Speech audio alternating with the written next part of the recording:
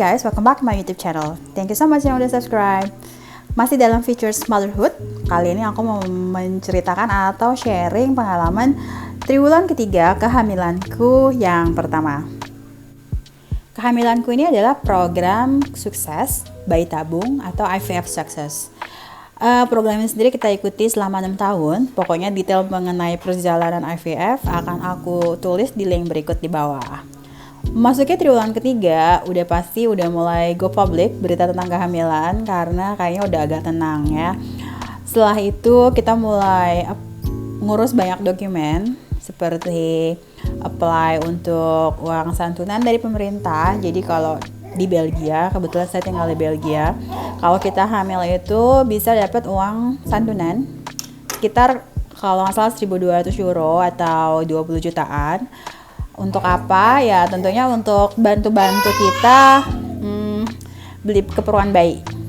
Mau beli cribs atau rapiin nursery dia. Pokoknya bisa pakai uang itu.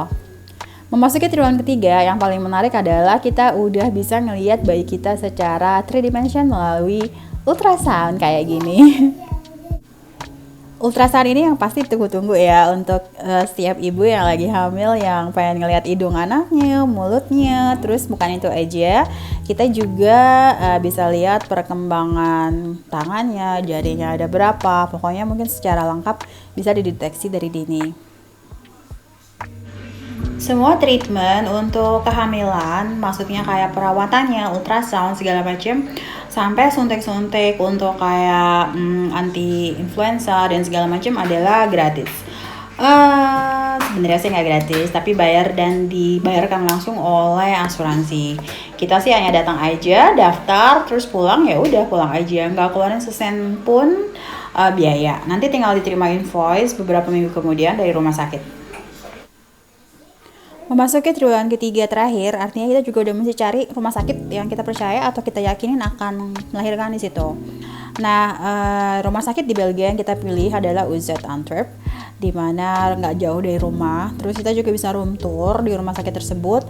Kamar apa yang kita pilih, misalnya first class, jadi sendirian. Terus nanti suami bisa ikutan tidur di sofanya. Lalu view-nya mau apa? Mau city view atau mau garden view. Nah, kita bisa pilih semuanya di situ lengkap sambil mereka ceritakan fasilitas apa aja yang ada di sana. Nah, ini bareng-bareng sama ibu-ibu hamil lainnya juga yang kurang lebih umurnya sama ya. Bukan room tour mengenai kamar yang kita tinggalin aja, tapi ada juga room tour ke ruang C-section. Jadi just in case kita harus sesar, kita bisa lihat ruangannya kayak gimana. Terus kita tuh mesti tahu apa aja, jadi pada hari hanya nggak syok-syok amat.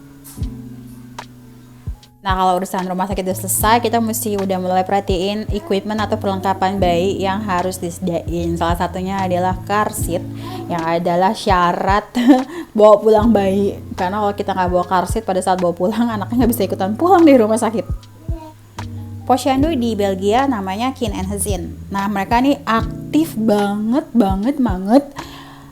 memberikan petunjuk, memberikan pokoknya little knowledge, ilmu pengetahuan untuk ibu khususnya first time mother. Jadi dia datang, si nurse-nya, bidannya datang dengan membawa goodie bag. Jadi goodie bag tuh isinya ya udah kayak gini, cek temperatur untuk air pada saat untuk dia mandi, terus salep-salep, baju-baju, semua hal yang diperlukan si bayi. Jadi ini berguna banget sih ya kan, jadi kita agak menghemat juga kayak piyama, kita perlu beli juga sih memang, tapi ya udah ada lah ya. Jadi ada dua yayasan sih? Ya kayak 2 yayasan, satu dari kayak posyandu gitu ya. Nah satu lagi bidan khusus memang untuk mengecek bayi dan si ibu, apalagi kalau ibu tersebut mengalami C-section. Jadi dia tuh benar-benar ngecek timbangannya, ngecek apakah ia minum susunya bagus, apalagi kalau kita memutuskan akan memilih air susu ibu. Waduh, itu bakalan benar-benar dicecer, harus mengerjakan dengan baik dan benar dan jangan menyerah. Kalau mulai menyerah, mereka akan support, sangat-sangat support. Dan bidan yang ini datang setiap 2 hari sekali atau bisa lebih jika memang anaknya mengalami semacam ada masalah. Beberapa baju yang kita biasa beli untuk anak adalah romper. Nah, rompernya kayak gini, kayak baju daleman gitu ya. Terus ada piyama. Aku suka banget merek Marks and Spencer kalau baju daleman gini. Somehow tuh kayak lembut banget tuh gitu, enak gitu rasanya. Terus mesti diperhatiin juga, ini aku beli kebetulan semua bajunya dimasuk dari kepala. Dan ternyata enggak efisien. Artinya anaknya bakal berontak kalau dimasukin kepala, dan aku pun masih dalam situasi atau kondisi first time mother yang aduh ini gimana sih masukin dari kepala. Jadi aku lebih prefer kalau mau pilih lagi atau advice untuk ibu-ibu baru, pilih aja baju yang pakai kancing depan. Soalnya kalau dimasukin dari kepala tuh aduh kadang-kadang anaknya suka nggak mau atau lagi pas nangis gitu. Banyak yang advice untuk ibu beli aja baju yang ukurannya agak besar. Aku sih nggak setuju. Aku lebih prefer juga untuk siapin baju yang newborn size. Karena baju badan bayi itu kan cute banget ya, kecil, mungil. Kalau emang dipakein baju yang seukuran dia, itu dia pun nyaman gitu, nggak kegedombrongan. Just cuman karena alasan supaya hemat. Salah satu produk yang sangat aku advise untuk beli adalah swaddle, atau kalau di Indonesia nyebutnya kayak bedongan ya. Jadi carilah bedongan yang bahannya terbuat dari bambu. Jadi sebutnya tuh bamboo swaddle gitu. Dan itu memang lumayan pricey. Nih aku dapet diskonnya parah banget sih, dari 35 euro jadi cuma 7 euro. Dan ini di mana-mana pun harganya juga nggak murah-murah banget, tapi itu beneran nyaman untuk dia di kayak di bedong gitu, supaya tidurnya kayak kaget-kagetan. Dan dia bahannya adem banget, jadi walaupun lagi dingin ataupun panas dia sangat nyaman. Ini salah satu produk yang aku beli dan aku sangat berguna banget untuk aku gitu. Nah di sini bisa dilihat gimana cara swaddle bayi. Nah waktu aku pulang dengan bayi, kan kita cuma pulang aku, suami dan bayi ya, di mobil pulang ke rumah, nggak ada orang lain karena memang maunya private aja. Dan itu cuma aku bedong gitu aja, taruh di di car seat, udah deh dia tidur aja gitu sepanjang perjalanan. Di rumah juga gitu, enak banget. Setiap kehamilan dari umur 1 hari sampai melahirkan memang adalah magical moments ya. Setiap saat tuh kayaknya magic banget, dan puji Tuhan aku tuh ngerasain hamil yang sangat-sangat mudah, cepat, dan menyenangkan. Mungkin Tuhan mikirnya, ya kamu kan udah hamilnya lumayan perjuangan 6 tahun bayi tabung, udahlah sekarang kamu hamil tenang-tenang dan menikmati itu. Beneran sih, aku memang ngerasanya tuh seperti demikian.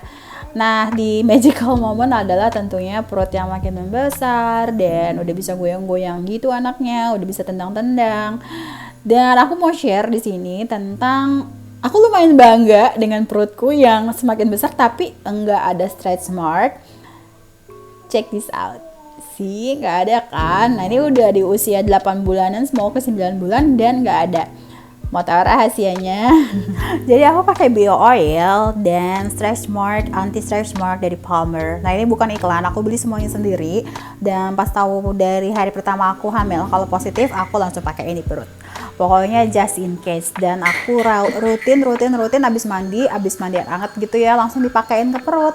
Lihat kan di perutku nggak ada stretch mark, cuma ada linea negra, which is very very normal untuk semua ibu hamil. So that's it for now. Thank you so much guys for watching. Don't forget to subscribe. Sampai jumpa di video berikutnya. Bye bye.